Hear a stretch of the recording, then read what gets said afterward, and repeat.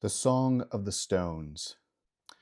The bygone days were very good before the march of time began, when watchers wheeled in azure skies, while songs from deeps below did rise, as dancers swayed and laughed and played, praising their Maker night and day, until the breaker rent their world and introduced futility. In bygone days, 3 spirits ruled this world, 3 dragon guardians. Galo was first. His wings spread awe, the wisest he, the lord of law. Nema was queen of earthly grace, and all things bloomed where she had paced. Ordu, the last, forced changes when it churned the currents of the sea. Into that world a spirit fell as fire from heaven, full of spite, and sought to challenge with its strength that voice that marked the heaven's length. It tried to change by its command the settled order of that land, while wily Ordu craved its might and joined the chaos gleefully. "Let dry land rise," the demon howled, as mountains rent the rolling plains, and cones of fire belched forth their fumes, that rose on high in sickening plumes, that blacked the sky and poisoned streams, while everything in terror screamed, and creatures cried in fear and pain, and sought escape despairingly. The breaker turned its gaze upon these creatures as they choked and fled. Weaklings it spat, and spoke fell words that cursed and twisted all who heard. Where wings had wheeled above the clouds, where deeps sang songs of joy aloud, now harpies hunt with haunted shreds, whilst hull borers stalk every sea. The spirit looked upon its work and shook its head in peevish scorn. Disgusted with this ruined wreck, it turned its gaze to other specks and left this world a broken heap of twisted beasts, of roiling deeps. 2 dragons hid, yet from waves torn the 3rd now claimed authority.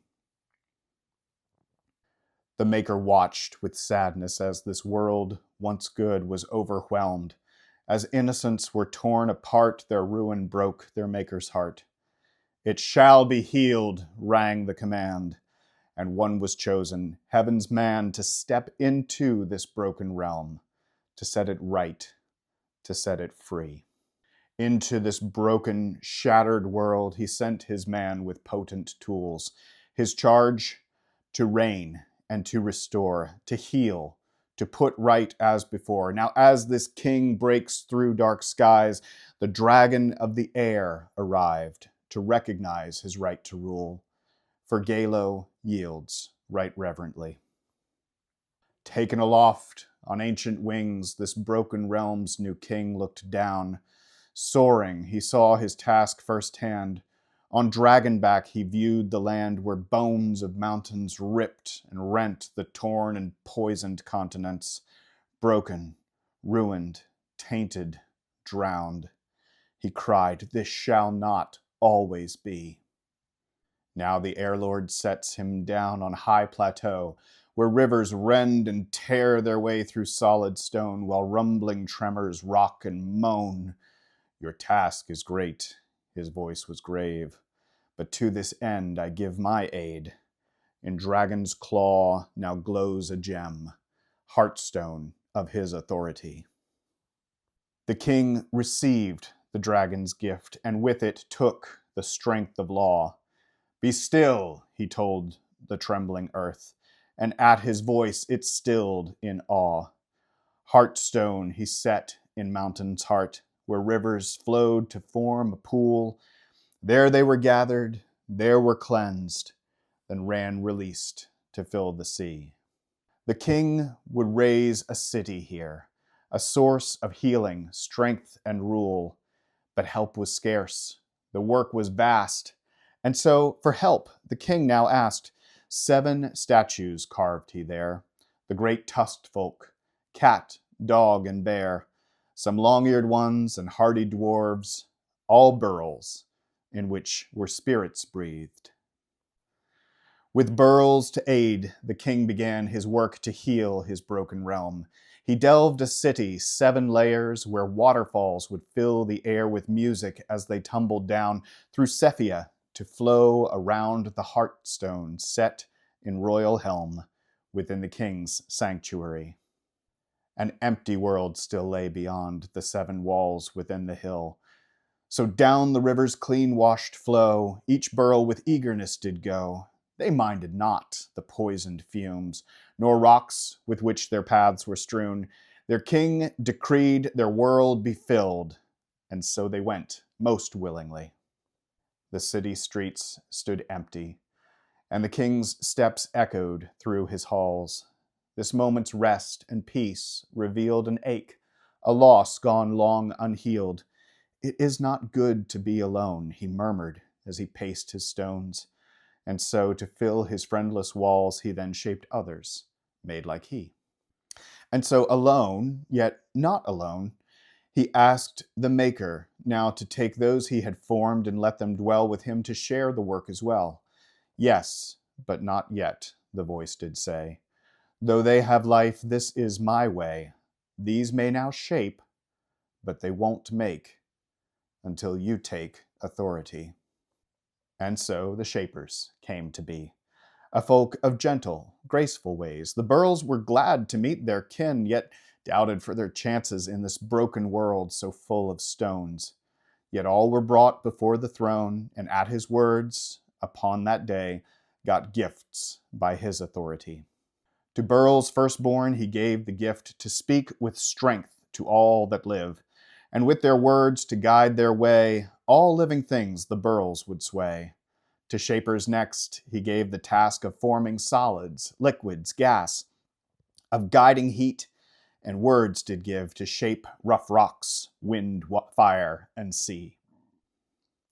From Dragonback, the king had seen a rocky chain that hopped and skipped across the vast expanse of waves, upon which morning sun now played. To Argent Burls, the king now turned and bid them use their skills hard-earned to build a strong and worthy ship with which to brave the boiling seas. While Argent craftfolk plied their trade, 4 famous Shapers dared to ask. Sophie Vardoon, who spoke with flames, Cor Earthshaker, of famous name, Irowind Song the Windrider, and Devon Wave the Longstrider, who'd mapped the lands and rivers vast. 4 braved this crossing eagerly. Past columns huge, past Stormhaven, past Sawhead, Oarstreak, Firehead's Plume, the Wayfinder with King at helm raced on through waves that overwhelmed the wind-torn sails and sturdy planks, for which the crew gave fervent thanks. Storms raged and howled and foretold doom to those that rode the hungry sea. Now through the narrows raced their ship, but as rough rocks gave way to rain, a new draconic voice was raised that asked who dared invade its waves. The king stepped forth. His voice rang out. His right to rule infused his shout with power as he made his claim to all the realm. His it must be. Through raging waves the dragon fled, that voice which spoke with Maker's power. A dare they hurled in their foe's face. If you can best me in a race and reach the far shore before me, I might submit and bow the knee. They laughed to know this was their hour and sped through frothing foam with glee. Now Wayfinders, companions 4, and king blended their wills as one. Winds were harnessed, waters soothed, and rocks with mighty force were moved, as king cried courage to his craft. All cheered and chased on with a laugh. There lay the shore, their journey done. The painted walls did they first see. Round craggy point the dragon swam, and cursing surged up river course, while fast behind came Wayfinder, whose king would victory secure. At last their foe ran out of room and turned, seething to face its doom. "Your game is over," cried with force the voice of him who'd stilled the sea. "I do not yield," This realm is mine. Its changes I have always ruled. For nothing straight will I not bend, and nothing good will I not end. Disorder, chaos, entropy, my offspring swirl eternally, and prove that you are but a fool who thinks to tame a force like me. Longstrider, Devon Wave, stepped forth, and in the tongue of waves he said, You speak of folly, but tell lies, and sometimes only fools are wise. I'll be a fool, it please my king, and so submit. But here's the thing I've learned, the Shaper tapped his head, that those who serve are truly free. Enough, my friend. You are no fool. The king stepped forth and raised his voice. Ordu, here now and at this hour. I bind your will. I claim your power. What you once took is given me. What you once bound, I now set free, and so compelled, it had no choice, and formed the heartstone of the sea. But as the king stretched forth his hand to take the jewel, the dragon hurled the sapphire down upon the stones. It split in twain. The dragon moaned, My heart is broken, but my power will not be yours until that hour when those from two opposing worlds both serve you. May this never be. And with this curse the dragon fled.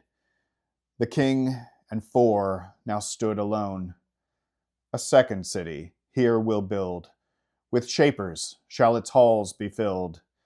One heartstone half on spire now gleamed, and king plunged half beneath the stream. One half would cleanse the river's flow, and poisoned winds would now blow free. Long centuries rolled slowly past, and high was raised Carida's shield. Across the sea came shapers who wore masks against the poisoned fumes and sheltered in Carida's caves. With games, the king passed many days until clean winds blew over fields as outflow ran clear to the sea. 2 spirits had the king subdued. 2 stones in cities soothed the realm.